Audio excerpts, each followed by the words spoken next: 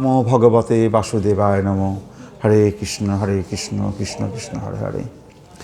ওং নমো ভগবতে বাসুদেবায়। জন্মাদস্য যত অম্বয়াত ইতরত চ অর্থেষু অভিজ্ঞ সরাট। তেনে ব্রহ্ম হৃদাজ আদি কবয়ে মুচ্ছন্তি যৎসুরয়। তেজো বারিমিদাং যথা বিনিময় যত্ততি স্বর্গ অমৃষা। ধামনা সেন সদা নিরস্ত কুহকম সত্যম পরম ধীমহি। ধর্ম পজ্জিত কৈতব অত্র পরম নির্মৎ স্বর্ণাম শতাম। বেদ্যম বাস্তবম অত্রবস্তু শিবদম তাপত্রয় উন্মূলনম শ্রীমদ্ ভাগবতে মহামুনিকৃতে কিংবা পর ঈশ্বর সদ্যহিত অবরুদ্ধতে অত্র পৃথিবী শুশ্রূষবি তৎক্ষণাৎ। জড়বাসনাযুক্ত সব রকমের ধর্ম সম্পূর্ণভাবে বর্জন করে এই ভাগবত পুরাণ পরম সত্যকে প্রকাশ করেছে, যা কেবল সর্বতভাবে নির্মৎসর ভক্তরাই হৃদয়ঙ্গম করতে পারেন। পরম সত্য হচ্ছে পরম মঙ্গলময় বাস্তব বস্তু। সেই সত্যকে জানতে পারলে ত্রিতাপ দুঃখ সমূলে উৎপাটিত হয়। মহামুনি বেদব্যাস উপলব্ধির পরিপক্ক অবস্থায় এই শ্রীমদ্ ভাগবত রচনা করেছেন এবং ভগবত তত্ত্ব জ্ঞান হৃদয়ঙ্গম করতে এই গ্রন্থটি যথেষ্ট। সুতরাং অন্য কোনো শাস্ত্রগ্রন্থের আর কি প্রয়োজন? কেউ যখন শ্রদ্ধাবনত চিত্তে এবং একাগ্রতা সহকারে এই ভাগবতের বাণী শ্রবণ করেন, তখন তার হৃদয়ে ভগবত তত্ত্ব জ্ঞান প্রকাশিত হয়। ধর্ম পজ্জিত কৈতবত্র পরম নির্মৎ স্বর্ণাম শতাম। বেদ্যম বাস্তবম অত্রবস্তু শিবদম তাপত্রয় উন্মূলনম শ্রীমদ্ ভাগবতে মহামুনিকৃতে কিংবা পরৈ ঈশ্বর সদ্যহৃদ্য অবরুদ্ধতে অত্র পৃথিবী শুশ্রূষবি তৎক্ষণাৎ। হরে কৃষ্ণ। তো পরের শ্লোক হচ্ছে নিগমকল্পতর গলিতম ফলম সুখমুখাদ অমৃত দ্রব সংযুতম পিবত ভাগবতম রসমালয়ম মুহুরহ রসিকা ভুবি ভাবকা। বলছে এই হে বিচক্ষণ এবং চিন্তাশীল মানুষ, কল্পবৃক্ষরূপী বৈদিক শাস্ত্রের অত্যন্ত সুপক্ষ ফল শ্রীমদ্ ভাগবত আস্বাদন করুন। তা ছিল ব্যাস সুখদেব গোস্বামীর শ্রীমুখ থেকে নিশ্চিত হয়েছিল, তাই এই ফলটি আরও অধিক উপাদেয় হয়েছে, যদিও এই অমৃতময় রস মুক্ত পুরুষেরা পর্যন্ত আস্বাদন করে থাকেন। হরে কৃষ্ণ কৃষ্ণ কৃষ্ণ হরে হরে, হরে রাম রাম রাম হরে হরে। হরে কৃষ্ণ। বৃন্দাবনিয়াম রসকেলি বাত্তাম কালেন লুপ্তাম নিজ শক্তিম উৎক সঞ্চার্য রূপে বেতনত পুনঃস প্রভুবিধ প্রাগিব লোক সৃষ্টি।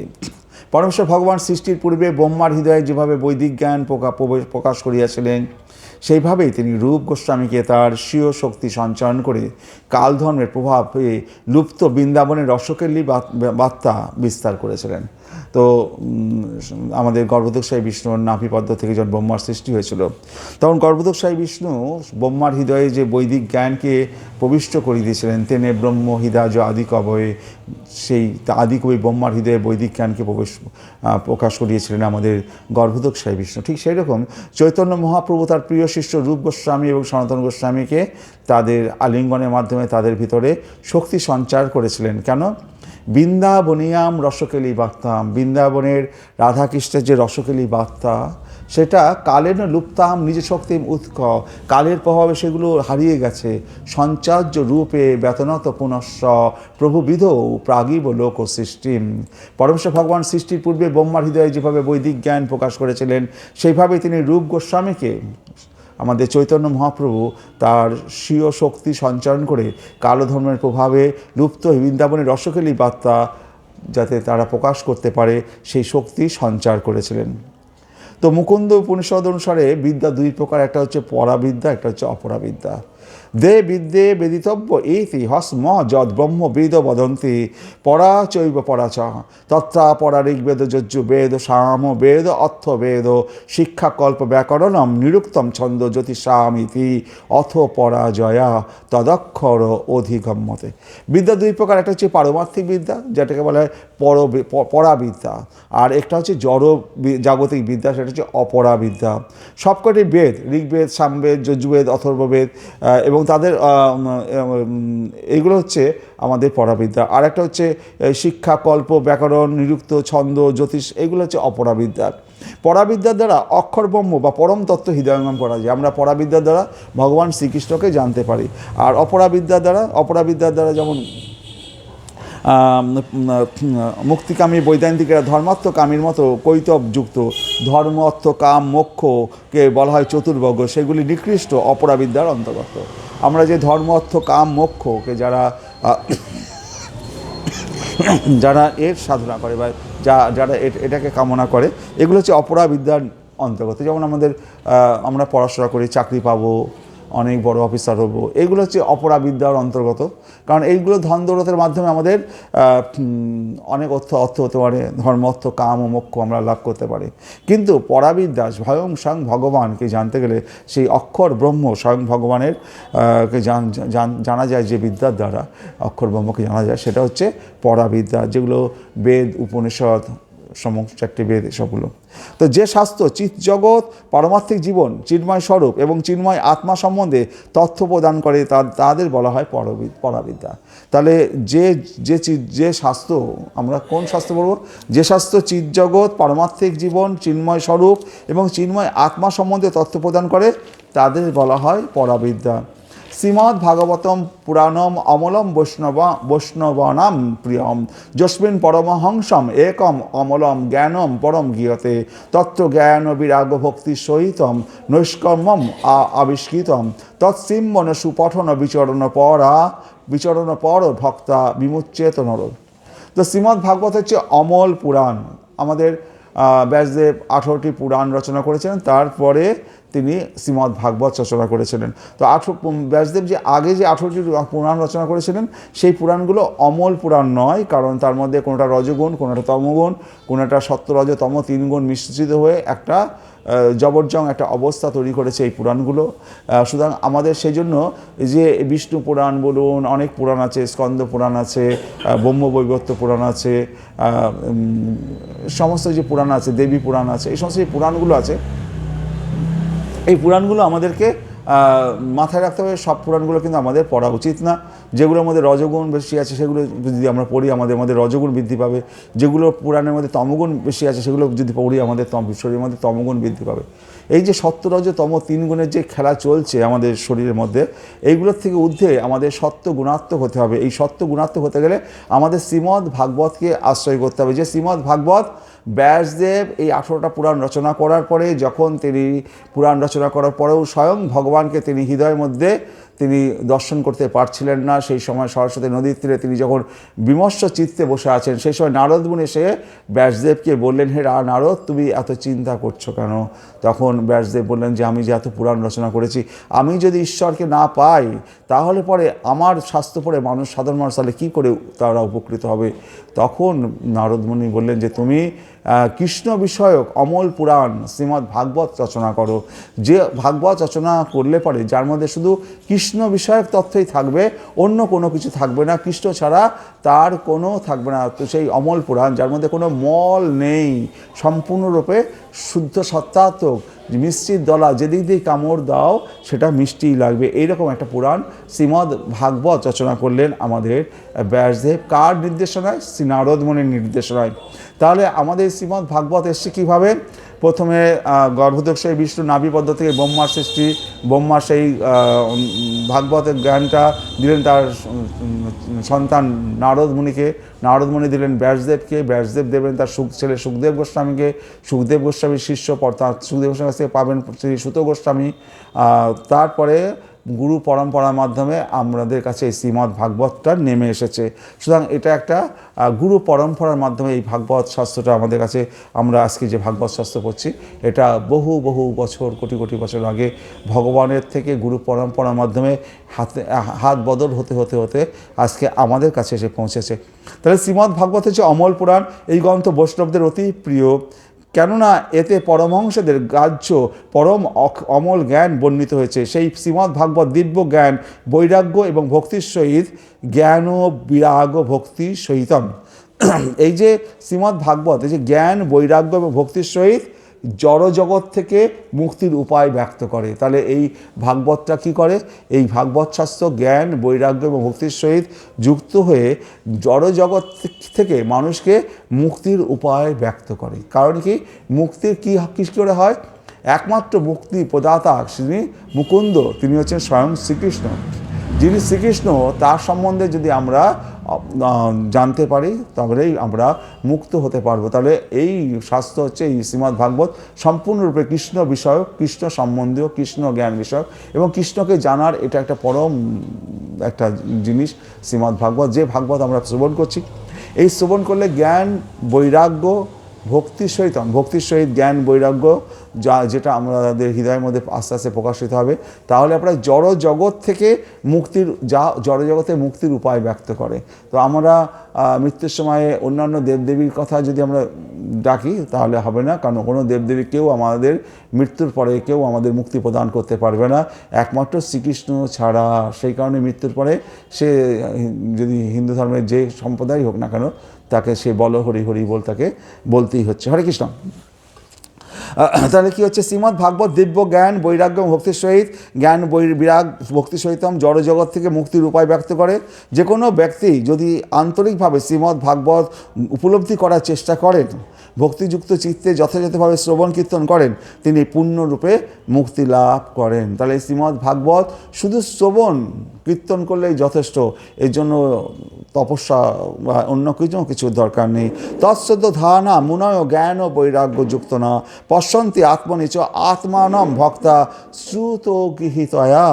তৎসদ্য ধারণা মুনয় জ্ঞান ও বৈরাগ্য যুক্তয়া পশ্যন্তি আত্মনিচ আত্মানাম ভক্ত শ্রুত গৃহীতয়া। অপ্রাকৃত বস্তুতে সুদৃঢ় ও নিশ্চয় বিশ্বাসযুক্ত মুনিগণ জ্ঞান এবং বৈরাগযুক্ত হইয়া শাস্ত্র শ্রবণজনিত উপলব্ধি অনুসারে ভগবানের প্রতি প্রেমময়ী সেবার দ্বারা তাদের শুদ্ধ হৃদয়ে পরমাত্মা রূপে সেই তত্ত্ববস্তুকে দর্শন করেন। তাহলে যারা মুনিগণ, বড় বড় ঋষি মনীষী, তারা কী করেন, জ্ঞান বৈরাগ্যযুক্ত হয়ে এই শাস্ত্র, এই শ্রীমদ্ ভাগবত শাস্ত্র শ্রবণজনিত উপলব্ধি করার পর তারা কী করে, ভগবানের প্রতি প্রেমময়ী সেবার দ্বারা ভগবানের সাথে প্রেমময়ী সেবার দ্বারা যুক্ত হতে হবে। যে কোনো কিছু রান্না করে হোক, কিছু না কিছু ভগবানকে নিবেদন করতে হবে, ভোগ নিবেদন করতে হবে এবং সেই ভোগ নিবেদন করে তার প্রসাদ গ্রহণ করতে হবে। এই যে পরম্পরা, এই যে প্রেম সেবার দ্বারা, এই প্রেম সেবা যদি না থাকে তাহলে ভগবানকে উপলব্ধি করা যাবে না, ভগবানকে পাওয়া যাবে না। তো প্রেম সেবাটা হচ্ছে খুবই গুরুত্বপূর্ণ। শুধু ডাকলাম ভগবানকে তা নয়, প্রেম সেবার সাথে যুক্ত হতে হবে। সে প্রেম সেবাটা আপনি প্রসাদ রান্না করে দিন, অথবা মন্দিরে এসে আপনি মন্দিরটা পরিষ্কার করছেন, মুছছেন, মন্দিরের জন্য কাজ করছেন, মন্দিরের জন্য বাজার করছেন, যে কোনো উপায়ে ভগবানের কর্মের সাথে যুক্ত থাকতে হবে। ভগবানের জন্য বাজার করে আসলেন, বা বাড়িতেও যদি বাজার করেন, ভগবানের জন্য বাজার করলেন, সেই বাজারটা রান্না হলো, সেই রান্নাটা প্রথমে ভগবানের শুদ্ধ পাশনে রান্না করলেন, সেই প্রসাদটা ভগবানকে প্রথমে নিবেদন করলেন, তারপর আপনারা সবাই মিলে অন্য প্রসাদের সাথে মিশিয়ে সবাই মিলে ভোগ করতে পারলেন। তো এইভাবে ভগবানের প্রেমময়ী সেবার সাথে যেন তেন প্রকার আমাদের যুক্ত হতেই হবে। যতক্ষণ না যুক্ত হচ্ছে ততক্ষণ আমাদের এই জন্মমৃত্যু চক্র থেকে আমাদের নিস্তার হবে না। কারণ একমাত্র মনুষ্যদেরই ভগবানকে উপলব্ধি করা যায়। কুকুর, বিড়াল, পশু পাখি, কত জীব, 84 কোটি জীব রয়েছে, তাদের পক্ষে কারোর পক্ষে সম্ভব নয় ভগবানকে উপলব্ধি করার। ভগবানকে উপলব্ধি করার এই শরীর, মনুষ্য শরীরকে দেওয়া হয়েছে।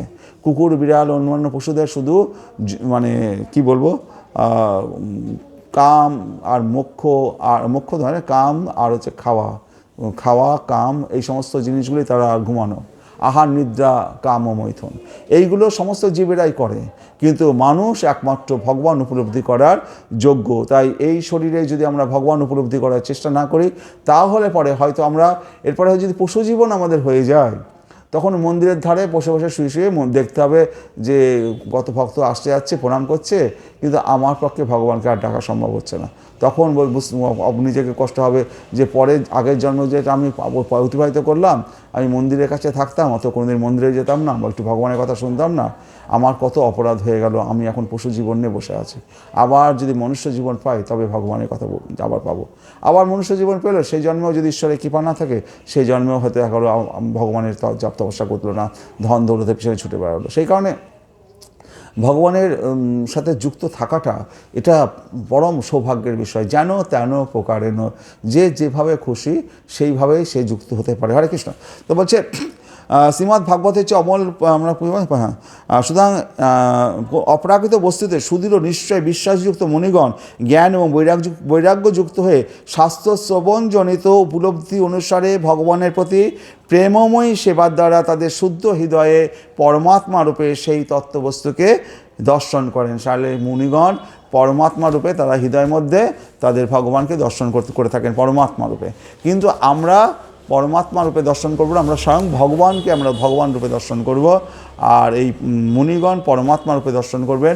আর জ্ঞানীগণ তারা ব্রহ্মজ্ঞান ব্রহ্মজ্যোতিকে তারা দর্শন করবেন এবং ব্রহ্মজ্যোতি তারা বিলীন হবেন। তো সেটা আমরা পরে আসব। তো জ্ঞানীগণের একটা স্তর আর মুনিগণের পরমাত্মা স্তর, আর আমরা যারা আছি আমাদের স্তর হচ্ছে ভগবান। তো জ্ঞানী পরমাত্মা আর হচ্ছে এই ভগবান স্বয়ং ভগবানকে জানা, এর মধ্যে ভগবানকে জানার যে স্তরটায় আমরা আছি, যেখানে আমরা অচ্চা বিগ্রহ সেবা পুজো করছি, এটা হচ্ছে সবচেয়ে বেশি উত্তম জায়গা। সুতরাং এটি কোনো আবেগ প্রবণতা নয় যে আবেগ প্রবণতাভাবে আমি কিছু বলে দিলাম আর আপনারা শুনে গেলেন আর বাড়ি গিয়ে ভাবছেন কী মন করার কথা। এগুলো কোনো আবেগ প্রবণতা করে বলা নয়। ভগবত ভক্তির সম্পাদনের মাধ্যমে জ্ঞান এবং বৈরাগ্য লাভ হয়। ভগবত ভক্তি সম্পাদনের মাধ্যমে জ্ঞান এবং বৈরাগ্য লাভ হয়। ভক্তাশ্রুত গৃহীত হয়। তো বলছে অর্থাৎ সুপ্ত ভগবত চেতনা কৃষ্ণ ভাবনার অমৃত জাগরিত করা যায়। সুপ্ত ভগবত চেতনা বা কৃষ্ণ ভাবনার অমৃত জাগরিত করা যায় কিসের দ্বারা? জ্ঞান এবং বৈরাগ্য লাভের ফলে। কৃষ্ণ ভাবনামৃতির উন্মেষ হলে সর্বপ্রকার ধর্ম অর্থ কাম এবং মোক্ষ থেকে মুক্ত হওয়া যায়। এই যে ধর্ম অর্থ কাম মোক্ষ, এর থেকে যদি মুক্ত হতে হয় তাহলে পরে আমাদের শ্রীমদ্ ভাগবত পাঠ শ্রবণ করতে হবে। এবং এটা থেকে মুক্ত হলে কী হবে? আপনার সামনে যদি লাখ টাকাও পড়ে থাকে আপনি তুলে হাত দিয়ে তুলবেন না, কারণ আপনার মধ্যে বিশ্বাস আছে ওটা আমার বস্তু নয়, আমি কেন ওটা তুলব। তো এইটা হচ্ছে ভগবত ভক্তির একটা জায়গা, সেখানে জ্ঞান এবং বৈরাগ্য সম্পূর্ণরূপে তার মধ্যে জাগরিত হয়ে ওঠে। কিন্তু যদি আপনার এই জ্ঞান বৈরাগ্য জাগরিত না হয় তাহলে পরে ওই রকম মুহে পড়ে গিয়ে আপনি টাকাটা তুললেন, তারপরে সেই টাকা দিয়ে ঘর বাড়ি করলেন, আবার ধন সম্পদ করলেন, আবার বিয়ে থা করলেন, আরও ওই টাকায় আপনাকে কালের জগতে আপনাকে ঘুরপাক খাইয়ে মারতে থাকবে, শেষ করবে। সুতরাং ভগবান প্রত্যেকের জন্য নির্দিষ্ট করে সব কিছু দিয়ে রেখেছে। সুতরাং অতিরিক্ত পাওয়ার লোভ আশা থেকে সম্পূর্ণরূপে যদি আমরা দূরে যেতে পারবো কখন? যদি আমাদের জ্ঞান এবং বৈরাগ্য হয়। পরের জিনিসে পরের ধনের প্রতি আমাদের আশা আমরা পরিত্যাগ করব তখন।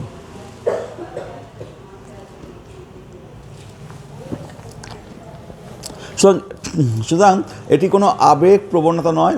ভগবত ভক্তি সম্পাদনের মাধ্যমে জ্ঞান এবং বৈরাগ্য হয়। ভক্তা শ্রুত গৃহীত হয়, অর্থাৎ সুপ্ত ভগবত চেতনা এবং কৃষ্ণ ভাবনার অমৃত জাগরিত করা যায়। কৃষ্ণ ভাবনামৃতের উন্মেষ হলে সর্বপ্রকার ধর্ম অর্থ কাম এবং মোক্ষ থেকে মুক্ত হওয়া যায়। এই পরিত্রাণকে বলা হয় নৈষ্কর্ম। এবং কেউ যখন এইভাবে ভববন্ধন থেকে পরিত্রাণ লাভ করেন তখন আর তার জড় সুখভোগ করার জন্য কঠোর পরিশ্রম করার বাসনা থাকে না। তো তাহলে আমরা কি করছি?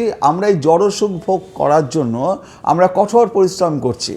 আমরা ধন দৌলত ঐশ্বর্য কী করে আরও বেশি পয়সা ইনকাম করা যায় তার পিছনে ছুটে বেড়াচ্ছি। আপনারা যদি ছেলে পড়াশোনা করলে চাকরিতে যাবে, তো সে তখন অ্যাপ্লিকেশনে কী লিখছে? স্যার আপনি আমাকে যে কাজ দেবেন আমি সেই কাজ করব। আমি সকাল 10টা থেকে রাত্রি 8টা পর্যন্ত আমি কঠোর পরিশ্রম করে আপনার কোম্পানিতে কাজ করব। আপনি একবার আমাকে সুযোগ দিয়েই দেখুন না আমি কীরকম পরিশ্রম করি। আসলে বলতে চাইছে আমি গাধার থেকেও অনেক বেশি খাটতে পারি। সরাসরি কথাটা মানে হচ্ছে আপনি প্রভু আপনি আমাকে একটা চাকরি দিয়ে দেখুন, আর আমাকে তো মাইনে তো বেশি দেবেনি, আর আমি এত বড় পরিশ্রম করি, আমি গাধার থেকেও অনেক বড় গাধা, অনেক বড় শক্তিশালী গাধা, এবং অনেক বেশি পরিশ্রম করতে পারি। আমি তাহলে হচ্ছে কি, অর্থের জন্য মানুষ নিজেকে গাধার মতো সে পরিশ্রম করছে ধনের জন্য। এই ধন দৌলত ঐশ্বর্য এগুলো কিচ্ছু তার সঙ্গে যাবে না, অথচ তার পিছনে ছুটে বেড়াচ্ছে। আর এই জীবনটা তার শেষ হয়ে যাচ্ছে ধর্ম অর্থ কাম মোক্ষের পিছনে দৌড়াতে। যখন সে বৃদ্ধ হয়ে গেল তখন তার চোখে দেখতে পাচ্ছে না, শ্রবণে শুনতে পাচ্ছে না, তখন একটু ভগবানের নাম করতে যাবে, সেটাও তখন তার করা সম্ভব হচ্ছে না। একটা জীবন এই রকম ধন দৌলত ঐশ্বর্যের পিছনে ছেলেপুলে মানুষ করতেই 8তলা 10তলা বাড়ি করেই তার জীবন শেষ হয়ে গেল। পরের জন্মে সে আবার মনুষ্য শরীর পাবে কিনা তার ঠিক নেই। সুতরাং আমরা এই মায়ার জগতে আমরা ছুটে বেড়াচ্ছি শুধু যেগুলো আমাদের অতটা দরকার নেই তার পিছনে। কারণ মানুষের কতটা খাবে সে, দুটো রুটি একটু ভাত, এই তো ডাল ঢাল, তার বেশি তো কিছু খেতে পারে না। আপনার কোটি টাকা থাকলেও যে আপনি ভাববেন যে আমি অনেক খেতে পারবো, কিছু খেতে পারবেন না, ওইটুকুই খাওয়ার। তারপরেও কী আছে, যদি অসুখ বিসুখ ধরে যায় তাহলে তো সবই গেল। তাহলে পরে এই ক্ষুদ্র জীবনটাকে পালন করার জন্য আমাদের অত দরকার হয় না, যতটুকু দরকার ভগবানের কৃপায় ততটুকু যদি হয়ে যায়, ওই ধন দৌলতের পিছনে সময় নষ্ট করে জীবনটাকে আমাদের এইভাবে নষ্ট করে দেওয়া উচিত নয়। ছেলে সন্তান পুত্রের জন্য সারা জীবন খাটলো, লাস্টে তারা বুড়ো বাবা মাকে কোথায় দিয়ে আসলো? বৃদ্ধাশ্রমে। তো এই ঘটনাগুলো সমাজে ঘটছে, সেই কারণে নিজেকে বুঝতে হবে যে আমাদের কৃষ্ণ ছাড়া গতি নেই, আমাদের পরাবিদ্যার প্রতি আকৃষ্ট হতে হবে, এই অপরাবিদ্যার দিকে ছুটে কোনো লাভ নেই। আমাদের কৃষ্ণকে যতদিন পারবো কৃষ্ণর পিছনে ছুটতে হবে এবং কৃষ্ণকে আপন করার চেষ্টা করতে হবে। এটাই ধর্ম, এটাই আসল জায়গা। তো সেইটা আপনাদের মাথায় রাখতে হবে যে আমি কার পিছনে ছুটবো। আমার জীবনটা যদি ছেলেপুলে সন্তানের জন্য মানুষ করতে করতে শেষ হয়ে গেল, তারপরে দেখা গেলো আমি যখন বৃদ্ধ হয়ে গেলাম, ছেলেপুলের মুখের দিকে তাকিয়ে এত পরিশ্রম করলাম, তারা আমাকেই দেখছে না, এরকম অবস্থা হওয়ার থেকে ভগবানের শরণাগত হওয়া সবচেয়ে ভালো কাজ। তাতে যদি আপনার মৃত্যু হয়, আপনি জেনে রাখবেন একটা লোক যার জন্য আপনি কেঁদেছেন সে আপনাকে ছেড়ে কখনো সরে পালাবে না, সে মৃত্যুর সময় সে আপনাকে সবসময় রক্ষা করবে। হরে কৃষ্ণ। তো কালেন বৃন্দাবন কেলিবার্তা লুপ্তেতি তাম খ্যাপয়িতুম বিশিষ্ট কৃপা মিতেন অভিশিষে চ দেব সত্রৈব রূপঞ্চ সনাতনঞ্চ। কালের প্রভাবে বৃন্দাবনের শ্রীকৃষ্ণের বিলাসের কথা প্রায় লুপ্ত হয়েছিল। সেই লীলা বিশেষ করে বিস্তার করার জন্য শ্রী গৌরাঙ্গদেব কৃপারূপ অমৃতের দ্বারা শ্রী রূপ এবং শ্রী সনাতনকে অভিষিক্ত করেছিলেন। যে কালের প্রভাবে এই শ্রীকৃষ্ণের লীলা বিলাসের যে কথা প্রায় লুপ্ত হয়ে গেছে, সেইটা যাতে আবার পুনরুদ্ধার করা যায়, সেইটা রূপ গোস্বামী সনাতন গোস্বামীকে মহাপ্রভু তার প্রিয় শিষ্যদের দুজনকে বিশেষভাবে শক্তি সঞ্চার করেছিলেন। তো সনাতন গোস্বামী রূপ গোস্বামীর দাদা ছিলেন। সনাতন গোস্বামী যখন বৃন্দাবনে ছিলেন, তিনি প্রতিদিন সন্ধ্যার সময় শ্রীমদ্ ভাগবত, বিকালবেলায় শ্রীমদ্ ভাগবত পাঠ করতেন এবং বৃন্দাবনের সমস্ত যারা সেই সময়কার ঋষিরা ছিল তারা সেখানে সমবেত হতো সনাতন মুখ থেকে এই ভাগবত পাঠ শোনার জন্য। তো সনাতন গোস্বামী যখন ভাগবত পাঠ করতেন, তখন তিনি তার দিব্য দৃষ্টিতে শ্রীকৃষ্ণ এবং রাধারানীর যে নিত্য লীলা, প্রতিদিন যে লীলা হচ্ছে, সেইগুলো তিনি দর্শন করতেন, দেখতে পেতেন এবং সেই দেখতেন আর তিনি বর্ণনা করে যেতেন, লীলাগুলো বর্ণনা করে যেতেন। তো এইরকমভাবে লীলা তিনি তার হৃদয়ের মধ্যে স্ফুরিত হতো, সেই লীলাগুলো তিনি দর্শন করতে পারতেন। এই যে রসকেলি বার্তা যা লুপ্ত হয়ে গেছিলো, সেইগুলো এই সনাতন গোস্বামীর মাধ্যমে এগুলো তিনি প্রকাশ করতেন। কোনো এক সময় সনাতন গোস্বামী এরকম পাঠ করছিলেন, সেই সময় পঙ্গু একজন ঋষি, কোনো এক কারণে তার পাটা হয়তো খোঁড়া ছিল, কোনো সময় সনাতন গোস্বামী সেই পাঠ করতে করতে, তিনি তো বিভোর ছিলেন, তার বাহ্যজ্ঞান থাকতো না, তো কোনো কারণে এমন একটা কথা তিনি বলেছিলেন, ওই যার পায়ে একটু পঙ্গুত্ব ছিল তার মনে আঘাত লাগলো যে সনাতন গোস্বামী আমাকে এরকম একটা কথা বলল। তিনি সনাতন গোস্বামীর প্রতি অসন্তুষ্ট হয়ে তিনি তার আশ্রমে ফিরে গেলেন। তো সনাতন গোস্বামী তো জানেই না, সে তো ভাবে বিভোর ছিলেন। তো তারপরের দিন থেকে দেখা গেল সনাতন গোস্বামীর সামনে সেই লীলাগুলো আর স্ফুরিত হচ্ছে না, তিনি আর দেখতে পাচ্ছেন না, দর্শন করতে পারছেন না। তিনি তখন কান্নাকাটি করতে লাগলেন, কি হলো, আমি কেন, আমার লীলাগুলো আর আমার হৃদয়ের মধ্যে প্রকাশ হচ্ছে না, তো তাহলে আমার কি দোষ হলো? সবার উচ্চস্তরের গুরুদেবদের কাছে প্রার্থনা করলেন যে আমার কি দোষ হয়েছে, কি অন্যায় হয়ে গেল, আমি তো আর ভগবানের যে নিত্য লীলা আমি আর দর্শন করতে পারছি না, আমি কি করে ভাগবত পাঠ করব, কি করে বলবো? তখন তারা উপরের যে গুরুদেবরা তারা নির্দেশ দিল, তুমি বৃন্দাবনে যত লোক আছে সবাইকে নিমন্ত্রণ করে তাদেরকে খাওয়াও, তাহলে তোমার যদি বৈষ্ণব অপরাধ হয়ে থাকে তাহলে অপরাধ থেকে মুক্ত হবে, তাহলে তুমি আবার পুনরায় লীলা দর্শন করতে পারবে। তো বৃন্দাবনে যত ঋষি ছিল, সব মুনি ঋষি ছিল, সবাইকে নিমন্ত্রণ করলেন সনাতন গোস্বামী, তাদেরকে করে ভোগ বাটরা করে খাওয়ালেন। খাওয়ানোর পরেও সনাতন গোস্বামী দেখছেন যে না, তার তো আসছে না, তার লীলা স্ফুরণ হচ্ছে না। তখন সনাতন গোস্বামী জিজ্ঞাসা করলেন, প্রভু আমার তো এখনও আসছেন, আমি কি করি? তখন বললেন, দেখো তুমি যাদের যাদের নিমন্ত্রণ করেছিলে সবাই কি এসেছিল কি না, কেউ বাকি আছে আগে, তো সেটা লক্ষ্য করো। সবার নামে লিস্ট নিয়ে বসে দেখছেন যে ওই যে পঙ্গু একজন ঋষি ছিল, সে আসেনি তার সেই দিনকে ভোগ গ্রহণ করতে। তখন সনাতন গোস্বামী দৌড়ে দৌড়ে গিয়ে তার কাছে গিয়ে কান্নাকাটি করলেন।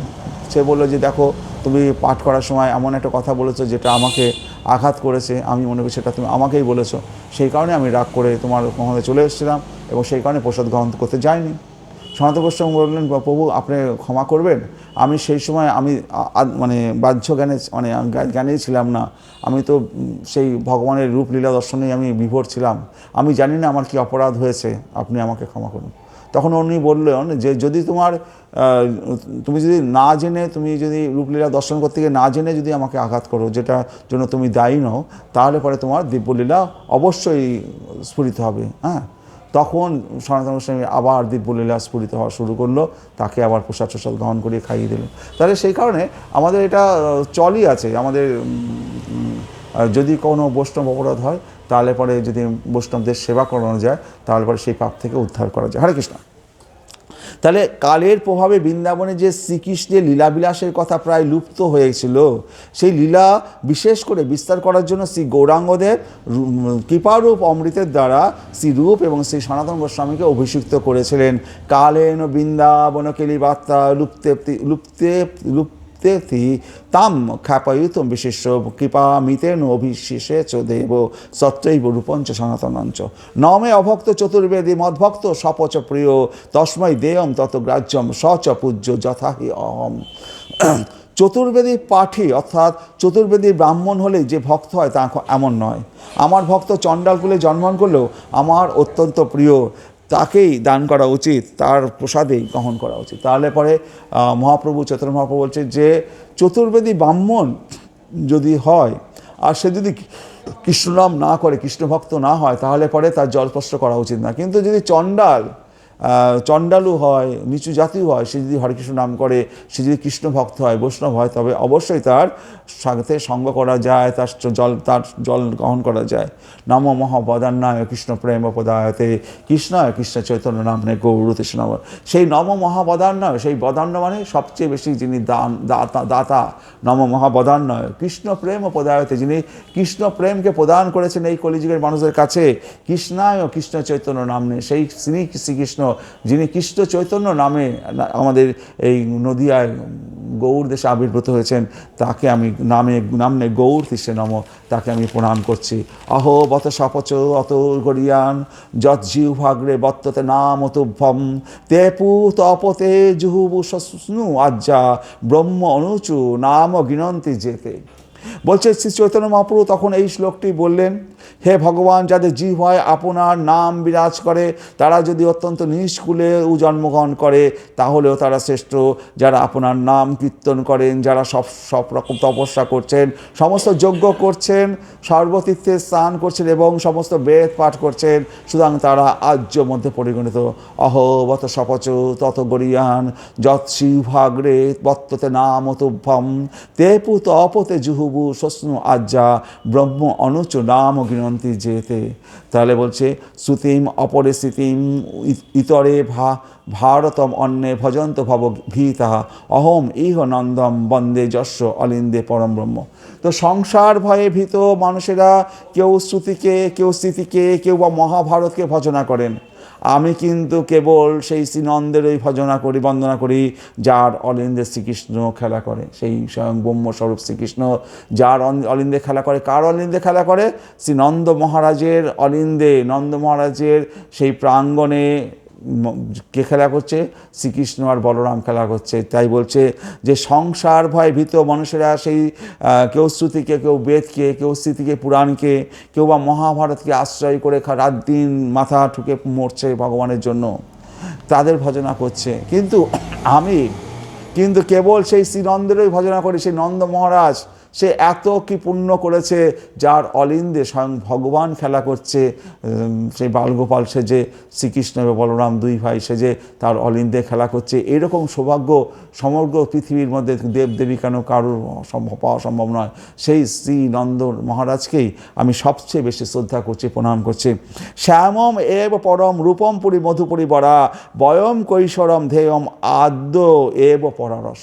বলছে যে শ্যামম এবং পরম রূপম, এই যে শ্রীকৃষ্ণের শ্যামরূপ, শ্রীকৃষ্ণ দ্বিভুজ মুরলীধারী শ্যামরূপ শ্রীকৃষ্ণ, এই রূপই সর্বশ্রেষ্ঠ। আর পুরীর মধ্যে যদি কেউ বাড়ি করে থাকতে চায়, পুরীর মধ্যে মধুপুরী বরা, সবচেয়ে এই মথুরাপুরী, মথুরা নগর হচ্ছে সে তার মধ্যে সবচেয়ে সর্বশ্রেষ্ঠ পুরী, যেখানে মানুষের বাস করা উচিত মথুরাপুরীতে।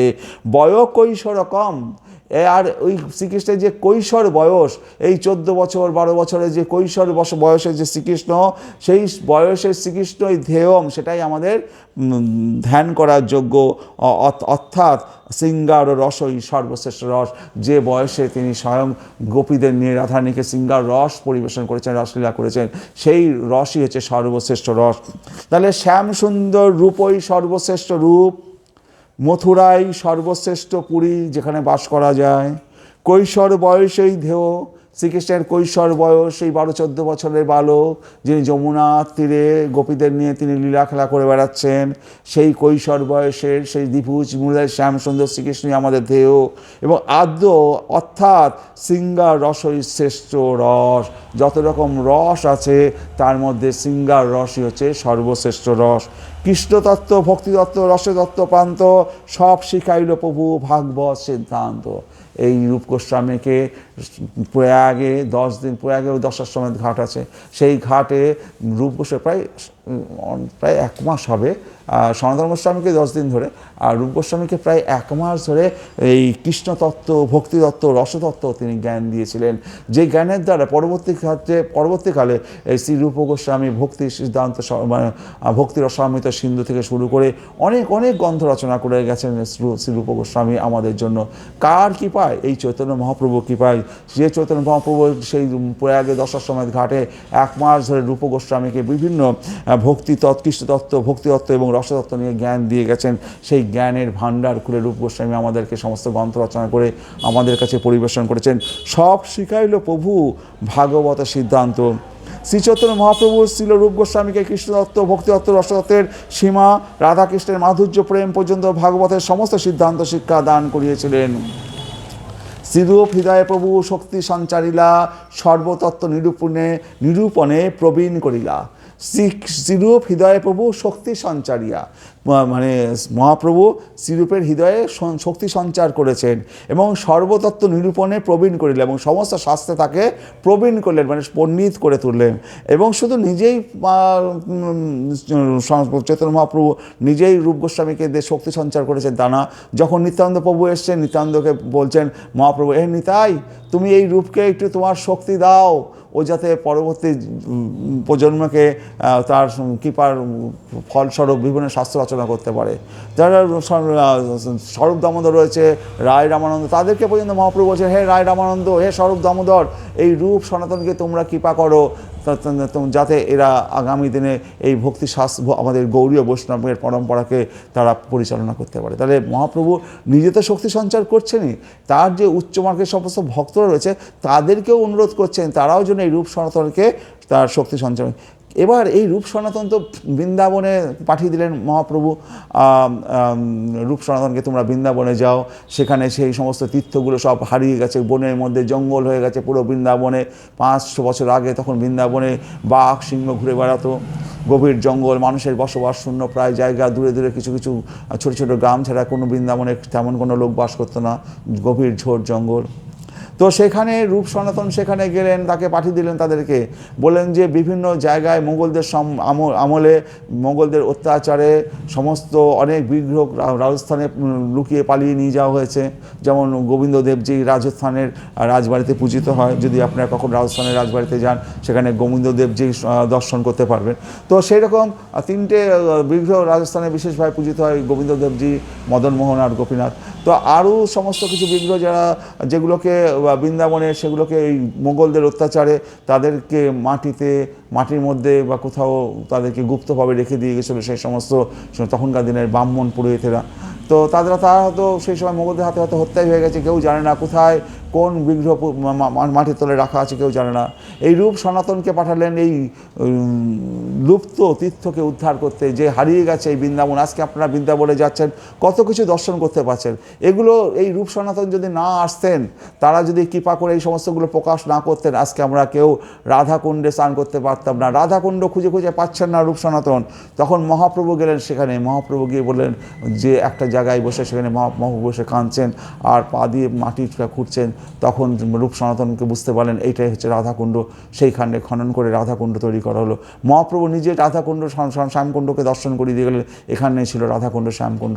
তো মহাপ্রভু এই রূপ সনাতন এরা যদি কৃপা না করতেন, আজকের বৃন্দাবন ভূমিকে আমরা এইভাবে আমরা উপভোগ করতে পারতাম না। পুরো বৃন্দাবন ভূমি হারিয়ে গেছিলো, ঝোড় জঙ্গলের মধ্যে হারিয়ে গেছিলো। তো রূপ সনাতন আরও কী করতেন, তারা কখনো একটা গাছের তলায় শুতেন না। কারণ কি, এক এক দিন এক এক গাছতলায় শুতেন। যার যদি গাছতলায় যদি অনেকদিন শোয়া যায়, তো সেই গাছতলাটার কাছে যদি কোনো পুকুর থাকে, নদী থাকে, তো ওই গাছতলার থেকে অন্য কোথাও দূরে যেতে চাইবে না, ভাববে যে তার প্রতি ওই গাছটার প্রতি আসক্তি জন্মে যাবে। সেই কারণে রূপ সনাতন একটা গাছের নিচে এক রাত্রি বেশি কাটাতেন না। তারা কোনো ঘর বাড়ি বানাননি, এক এক রাত্রি এক এক বৃক্ষতলে তারা রাত কাটাতেন। এবং সেই বৃক্ষগুলো রাত্রিবেলায় এই বৃন্দাবনের গাছগুলো তো যে সে বৃক্ষ নয়, এক একটা কল্পবৃক্ষ। এই রাধারানীর কৃপায় সেই সমস্ত কল্পবৃক্ষর কাছ থেকে তারা প্রার্থনা করতেন, হে রাধারানী কৃপা করে জানাও কোথায় আমরা তোমার এই দিব্য স্থানগুলো আমাদের দর্শন করে দাও, সেগুলোকে কোথায় পাবো, কি করে দর্শন করব, কি করে সেগুলো উদ্ধার করব। চৈতন্য মহাপ্রভু তো আমাদেরকে পাঠিয়েছেন এই বৃন্দাবনে তোমার লুপ্ত তীর্থকে উদ্ধার করার জন্য, তুমি কৃপা করে আমাদেরকে সেই পথ দেখাও। এইভাবে রূপ সনাতন প্রার্থনা করতেন আর এক এক রাত্রি এক এক গাছতলায় তারা শয়ন করতেন। আর যখন কেউ বৃন্দাবনে যেত, তখন বৃন্দাবনে গেলে, বৃন্দাবন থেকে ফিরে যখন আসতো, তখন মহাপ্রভুর যে শিষ্যরা থাকতো, বড় বড় শিষ্যরা, স্বরূপ দামোদর, রায় রামানন্দ, এরা যারা থাকতো, তারা বৃন্দাবন থেকে কেউ আসলে পরে জিজ্ঞাসা করতেন রূপ সনাতন কেমন আছে, কি করে, কি খায়। কারণ তাদের খুব জানার আগ্রহ থাকতো যে রূপ সনাতনের মতো এত বড় পণ্ডিত, যারা মহাপ্রভুর এত কৃপাধন্য হয়েছে, তারা বৃন্দাবন এখন কি করছে। কেহ যদি দেশে যায় দেখি বৃন্দাবন, তারে প্রশ্ন করেন প্রভুর পারিষদগণ। প্রভু তো বেশি কথা বলেন না, মহাপ্রভু চুপ করে তিনি বিভোর হয়ে থাকেন রাধা ভাবে। তো পাশে যারা রূপ স্বরূপ দামোদর, রায়নারায়ণ, এর মধ্যে পারিষদগণ যারা থাকে, তারা জিজ্ঞাসা করে তোমরা তো বৃন্দাবন ঘুরে আসলে, আমাদের রূপ কেমন আছে, সনাতন কেমন আছে, তুমি একটু বলো। মহাপ্রভু পাশ থেকে সেগুলো শোনেন। কি বলছে, কহ তাহা কইছে রহে রূপ সনাতন। রূপ সনাতন সেখানে কীভাবে থাকে, কইছে রহে, কইছে বৈরাগ্য, কইছে ভোজন। তাদের বৈরাগ্য কেমন, তারা কিভাবে থাকে, তাদের ভোজন কেমন, তারা কি খায়। কইছে অষ্টপ্রহর করেন শ্রীকৃষ্ণ ভজন, তবে প্রশংসিয়া কহে সেই ভক্তগণ। তাই সেই সমস্ত ভক্তগণ বলে সেই অষ্টপ্রহর ধরে তারা শ্রীকৃষ্ণের ভজন করে। অনিকেত দুহে বনে যত বৃক্ষগণ, এক এক বৃক্ষর তলে এক এক রাত্রি শয়ন।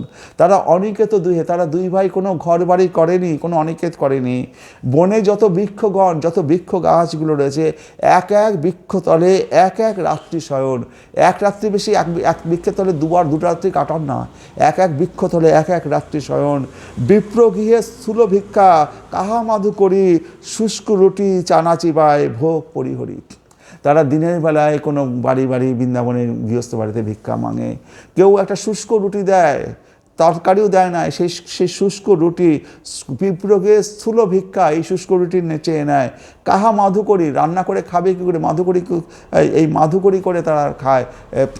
কোনো বাড়িতে একটা রুটি পেলো, ওই একটা কি দুটো রুটি কোনো রকম পেলো।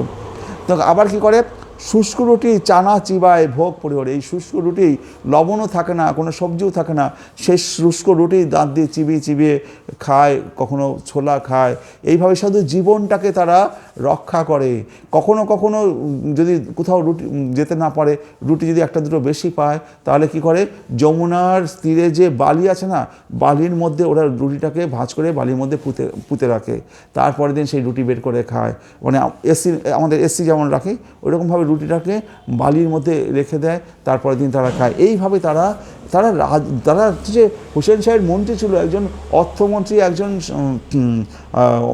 প্রধানমন্ত্রী, তাদের হাজার হাজার ভরি ভরি সোনা তারা দান টান করে একেবারে নেংটি পরেই বৃন্দাবনে এসে তারা এই সুলো রুটি ভিক্ষা করে খাচ্ছে।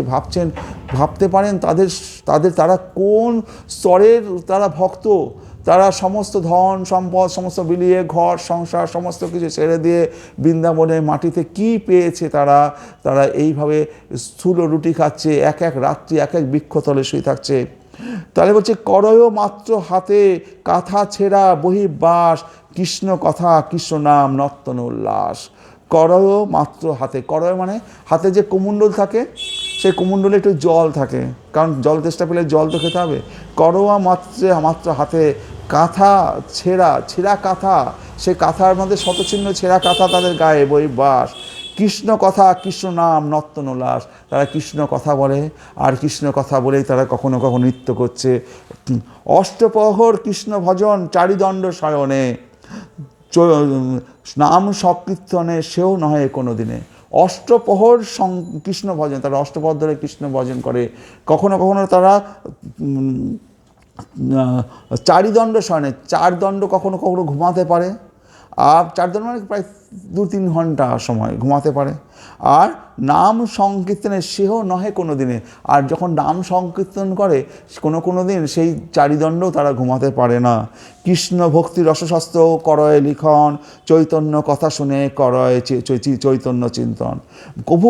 বলছে কবু ভক্তি রসশাস্ত্র করয় লিখন, তারা মহাপ্রভু যে নির্দেশ দিয়েছেন ভক্তিশাস্ত্র রচনা করার জন্য, তারা রাত দিন সেই ভক্তিশাস্ত্র রচনা করছেন। চৈতন্য কথা শুনে করে চৈতন্য চিন্তন, আর চৈতন্য মহাপ্রভুর কথা চিন্তা করছেন।